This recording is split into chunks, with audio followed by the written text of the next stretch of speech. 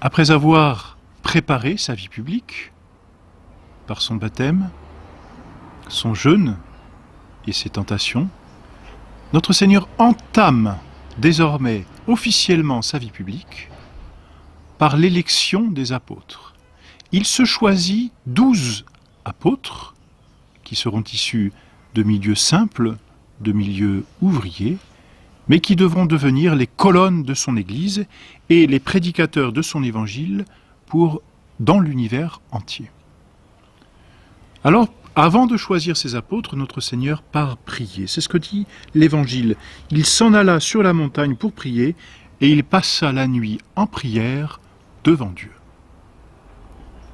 Et c'est seulement après avoir prié, l'Évangile continue ainsi, et quand le jour fut venu, il appela ses disciples et en choisit 12 d'entre eux, auxquels il donna le nom d'apôtres. C'est saint Luc qui nous dit cela dans son Évangile. Notre Seigneur donc se choisit 12 apôtres, 12 auxiliaires, pour les envoyer ensuite prêcher l'Évangile. Le premier que nous connaissons, c'est Simon, qui deviendra Pierre, Simon-Pierre. Avec Simon, Jésus se choisit André. André est le frère de Pierre. Ce sont tous les deux pêcheurs. Avec Simon et André, Jésus choisit 2 autres pêcheurs, qui appartiennent à la même région, puisqu'ils pêchent sur le lac de Génézareth. C'est Jacques, appelé le Majeur, et Jean, fils de Zébédée. Et puis les autres, ce sont Philippe, et puis Matthieu, l'évangéliste, le publicain. Ensuite Barthélemy, ou probablement Nathanaël aussi. La tradition dit que ce sont les mêmes personnages, un seul et même personnage. Barthélemy et Thomas, appelé Didyme, Thomas l'incrédule, que nous connaissons bien, puisqu'il a dit « Si je ne vois pas, je ne crois pas ». On trouve ensuite 2 autres apôtres qui sont les cousins de notre Seigneur Jésus-Christ. C'est Jacques le mineur et Jude, ou aussi Thaddée. C'est le même nom pour la même personne, donc frère de Jacques le mineur, et fils d'Alphée, Cléophas, et de Marie de Cléophas. C'est ainsi qu'elle est appelée dans l'Évangile, et elle est la sœur de la très sainte Vierge, cette Marie de Cléophas. C'est pourquoi donc Jacques le mineur, qui sera le premier évêque de Jérusalem, Jacques le mineur et Jude, ou Thaddée, sont les cousins de notre Seigneur Jésus-Christ, et sont aussi appelés frères de Jésus-Christ, parce que la langue emploie l'un pour l'autre. Voilà pourquoi, quand on parle des frères de Jésus-Christ, on parle des cousins de notre Seigneur Jésus-Christ. Et puis les 2 derniers, c'est Simon, le Cananéen, et Judas de Cariote, justement, c'est pourquoi il est appelé Iscariote. Judas qui trahira notre Seigneur Jésus-Christ. Mais Judas qui est un homme de la même condition que les autres, et qui, quand notre Seigneur le choisit, est de bonne volonté. Judas, d'ailleurs, sera remplacé après sa trahison, donc après l'ascension de notre Seigneur Jésus-Christ, par l'apôtre saint Matthias.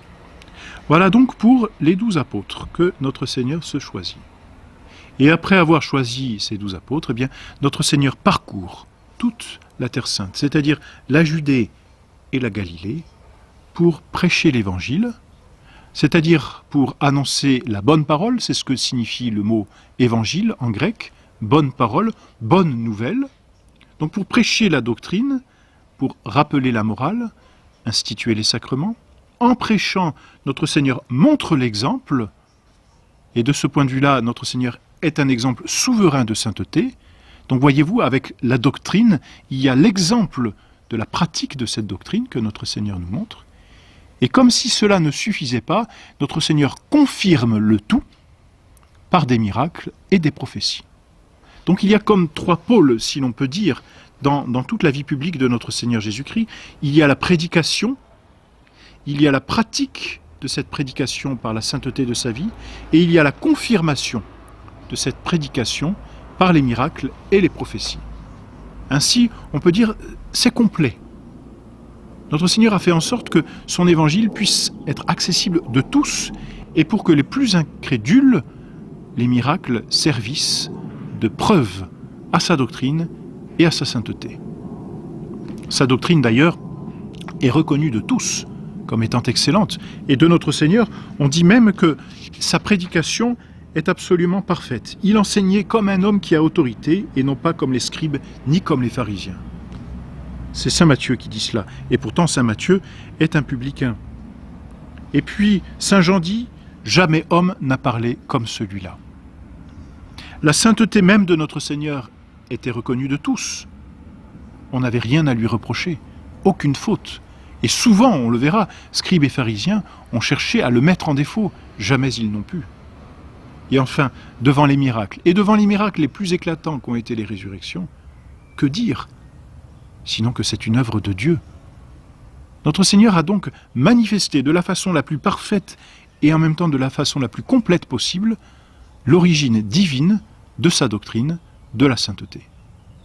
Voilà donc comment on peut résumer tout le ministère de la vie publique de notre Seigneur Jésus-Christ après l'élection de ses apôtres. Doctrine, prédication, sainteté, c'est-à-dire exécution si l'on peut dire, miracle et prophétie, c'est-à-dire confirmation.